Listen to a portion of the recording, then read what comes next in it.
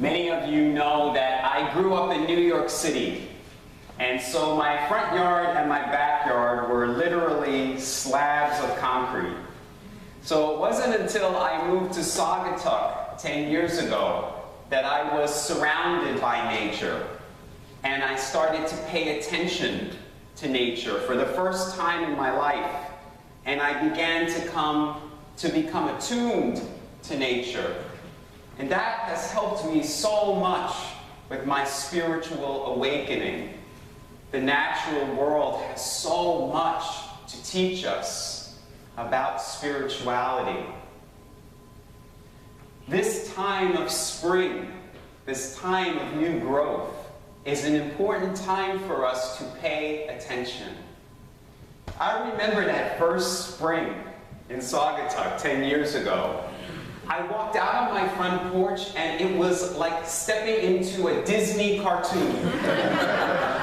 Birds were chirping and bunnies were hopping across the lawn and things were popping up out of the ground on a daily basis. There was like a new surprise every day.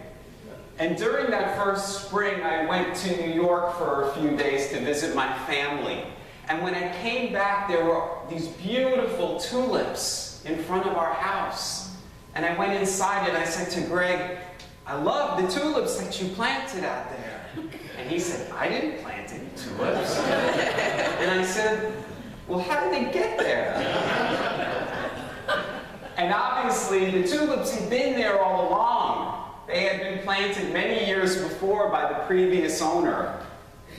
They were throughout the winter, they weren't appearing, but they were there, and they were very much alive. And it's an important lesson for us that there is a time for darkness, and there is a time for light, and they're both good. They're both necessary. And then what happens when spring is coming to an end? The beautiful tulip plant releases its petals very gently and very beautifully. It's not attached to those petals. It just lets go and releases. This is what we are told to do during the Lenten season, is to let go of the things that are no longer serving their purpose. We need to let go of them so we can make room for new growth and new life. Now, another example from nature is the caterpillar. The caterpillar also has to go into the darkness, not into the ground, but into a cocoon. And it has to die to be the caterpillar in order to become a butterfly. Now, I should say die in quotation marks, because the caterpillar obviously doesn't die, but it transforms. It becomes what it was created to become. And this is what Jesus is telling us in today's gospel. Jesus often used the natural world in his lessons. The people he was teaching, mostly they were farmers, people who lived off the land, and this was a way for them to understand. And he said that a grain of wheat is always going to be a grain of wheat unless it dies. He says it must go into the ground and die to being a grain of wheat so that it can become the abundance and plenitude that it was created to be. Now, some have speculated that Jesus was using this example just to talk about his own death and resurrection. But what strikes me in this gospel today is he says, "This is spoken for your sake, not for mine." Jesus is saying we are the grain. Most of us think we are just the seed and only the seed. Think about a tiny little apple seed. Inside that little seed is the power to become an enormous apple tree that's going to bear much fruit for many years. We think that we're just the seed, and we forgot that we're the apple tree. And that's what Jesus came to remind us. The Sufi poet Rumi said, "You are not merely just a drop in the ocean. You are the entire ocean in a drop." And this is what we were talking about last Sunday, and we hear it again this Sunday in the words of integration from Richard Rohr. We are not just human. We're not just the seed, the container. We are the Christ. We are the light. That's what Jesus came to demonstrate, that all of the things that he did, we could do, these and greater. So we need to get to that realization this Lenten season that we're more than just this seed that is separate from God, that the light of God is within us, and we need to make it manifest. Now, the seed has to die from being a seed in order to become a tree. And so Jesus is saying that we need to die in order to manifest that light. Now, most of us in our religious education have been led to believe that that death that Jesus is referring to is the death of our physical bodies. That when our bodies die and we take our last breath, then and only then will we experience this light and this kingdom of heaven. But think about it. Jesus never said that heaven was a place that we go to after our physical bodies died. What he did say was, the kingdom of heaven is within you. And he said the kingdom of heaven is at hand. It is here and now. So in order to experience this kingdom of heaven, we don't have to wait until our physical bodies die. But we do have to die. Now this seems really strange, but all of the mystics of all of the world's major faith traditions have talked about something called dying before you die. That this is the secret to manifesting the Christ light. You must die before you die. The Christian mystic, John of the Cross, said, "I have abandoned all I ever sought to be, and in dying, my spirit has been released." Now, he obviously wrote that when he was still alive.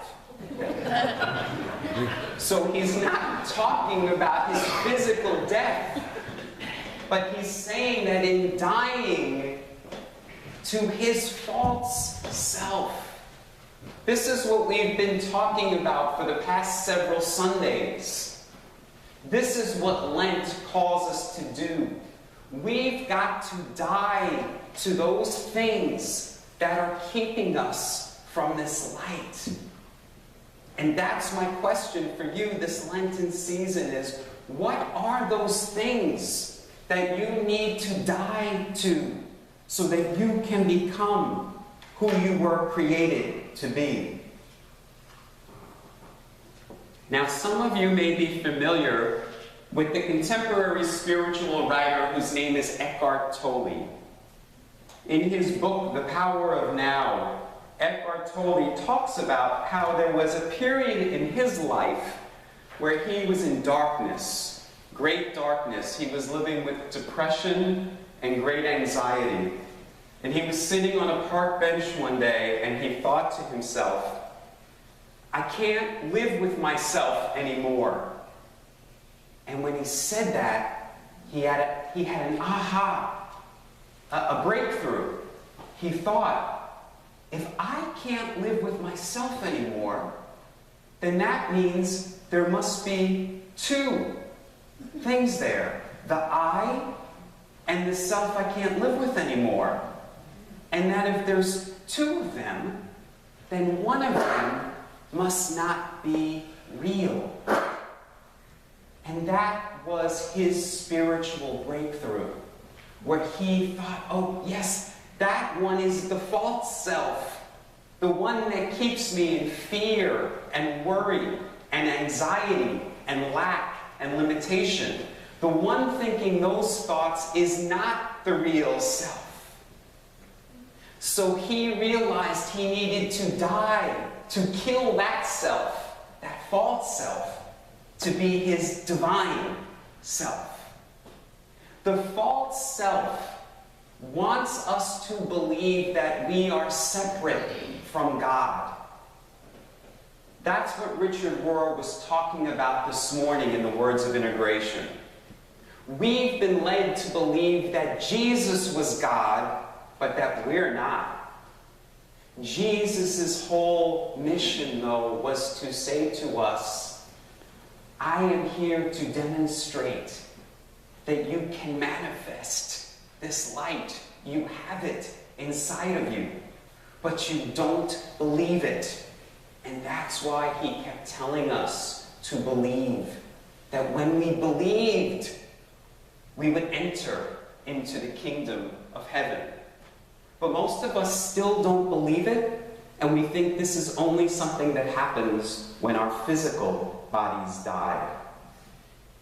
Now, I want to give you another example from nature. For those of you who garden, you know about pruning. When you prune a plant, you literally are cutting off parts of the plant. But you do this for the health of the plant. You're getting rid of those things so that the nutrients from the main vine can flow quicker through the plant. I think this is a perfect analogy for Lent. I'm asking you to think about what are those things that you need to prune from your life. Jesus said, I am the vine and you are the branches. So if we want that light of the Christ to flow, we've got to prune away those things that are standing in the way.